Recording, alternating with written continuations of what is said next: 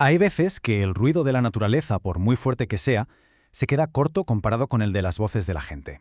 Y bueno, hoy vamos a analizar precisamente uno de esos momentos. Una historia de devastación, sí, pero también de desesperación y de promesas hechas en medio del barro. Y todo arranca aquí, con una escena, una confrontación cruda, directa. Un estudiante con el móvil en la mano se planta delante de la presidenta del país, de Claudia Sheinbaum, en mitad de la zona cero. Y ojo, no le pide un discurso, le exige que le explique una foto, la foto de sus compañeros que están desaparecidos. Y claro, la respuesta llega en medio de un caos tremendo, entre gritos. Intenta calmar los ánimos, pero lo que de verdad revela es la tensión que se respira en el ambiente. Escúchame, le insiste la presidenta, no se va a ocultar nada. Y es que en este choque, en este cara a cara, se resume todo el conflicto, la urgencia de las víctimas y la respuesta de las autoridades. Vale. Para entender de verdad la dimensión de esta catástrofe, lo primero es entender la rabia que había allí, a pie de calle. Porque la historia que cuentan los números, esa historia empieza mucho antes. Empieza con la frustración de la gente. Nos vamos a Poza Rica, en Veracruz. Y aquí hay un dato clave, que es el tiempo. Han pasado ya 3 días, 3 largos días desde que el río Cazones se lo llevó todo por delante. Imaginaos, 3 días de gente limpiando, buscando a los suyos, esperando ayuda. Así que claro, cuando llega la presidenta, no la reciben con un saludo precisamente, la reciben con toda esa exigencia acumulada. Bien. Ahora vamos a dejar por un momento la reacción de la gente para centrarnos en la causa. ¿Qué fue lo que provocó este nivel de devastación? Porque, está claro que no fue una tormenta cualquiera. Pues el culpable tiene nombre, y es Perturbación Tropical 90E. A ver, para que nos entendamos, esto no es como un huracán que se ve venir, no. Este tipo de sistemas se forman y se hacen enormes muy rápido, sobre aguas cálidas, y de repente sueltan una cantidad de agua, descomunal en poquísimo tiempo. La cosa es que superó todos los pronósticos, y claro, superó también todas las defensas. De hecho, la propia presidenta Sheinbaum lo recalcó, insistiendo en que era algo totalmente excepcional. Cuando habló del impacto en zonas como la Huasteca, dijo eso, que no había registro de algo así. Y esto es importante, porque sitúa el desastre en una escala, histórica. Y al menos, según la versión oficial, lo convierte en algo que era imposible de prever.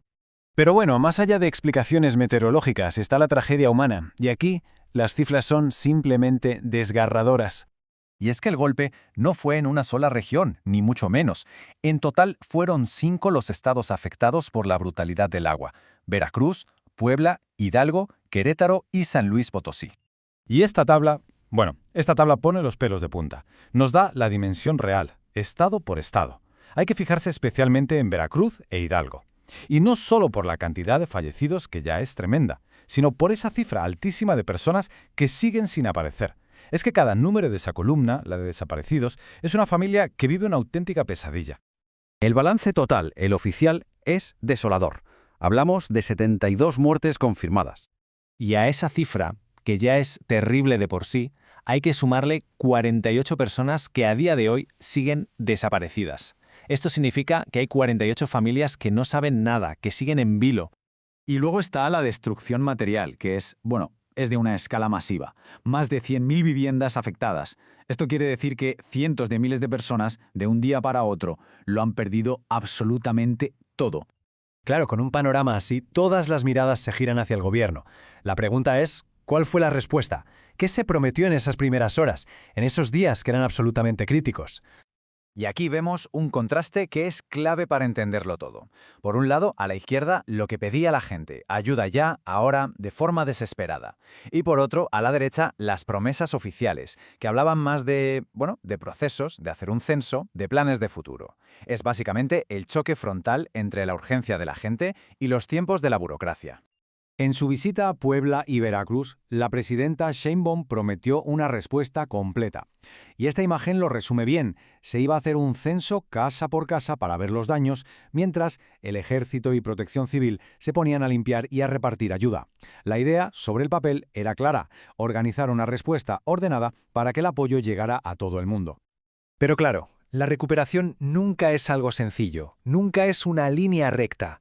Y en medio de esta tragedia han aparecido otros factores muy complejos que, la verdad, ensucian todavía más el panorama. Y esto nos lleva a una pregunta que es fundamental, porque cuando la ayuda oficial se percibe como lenta o directamente no llega, ¿quién ocupa ese vacío? Porque siempre hay alguien dispuesto a intervenir, y desde luego no siempre de la forma que uno se esperaría. Y aquí es donde la historia da un giro de lo más inquietante. En Tijuatlán, en Veracruz, empiezan a moverse por redes sociales unos vídeos que muestran a supuestos miembros del cártel de Jalisco Nueva Generación repartiendo comida y ayuda. Esto, claro, crea una situación súper compleja. Tienes a un grupo criminal intentando ganar apoyo social, intentando legitimarse justo en medio de una crisis humanitaria. La reacción del gobierno fue, digamos, por partida doble. Por un lado, condenar rotundamente el hecho de que alguien se aproveche de la tragedia. Pero por otro, también pusieron en duda que los vídeos fueran reales. O sea, una postura con la que se intenta desacreditar esa acción, pero sin llegar a ignorarla del todo. Y así es como una catástrofe natural acaba convirtiéndose en un detonante político. Toda esta tragedia ha vuelto a poner sobre la mesa el debate sobre la eliminación del Fonden, ese que era el antiguo fondo que había para desastres. Y la pregunta ahora mismo resuena por todo el país. ¿Está México mejor o peor preparado para estas emergencias ahora que ya no tiene esa herramienta? Vale. Después del caos inicial, de las visitas de los políticos y de todas estas polémicas, la atención ahora se centra en el futuro, en el largo plazo. La promesa del gobierno, la oficial, es que van a acompañar a la gente en todo momento. El censo es solo el primer paso de un plan que, en teoría, debería incluir la limpieza completa de todas las zonas, la reconstrucción de lo que se ha roto y la entrega de ayudas económicas directas para que las familias puedan, empezar de cero. Y acabamos aquí con una pregunta que va mucho más allá de levantar paredes o arreglar carreteras, porque lo que se rompió en sitios como Poza Rica no fueron solo las casas, fue también la confianza. Y reconstruir eso, ladrillo a ladrillo, va a ser sin ninguna duda el desafío más grande de todos.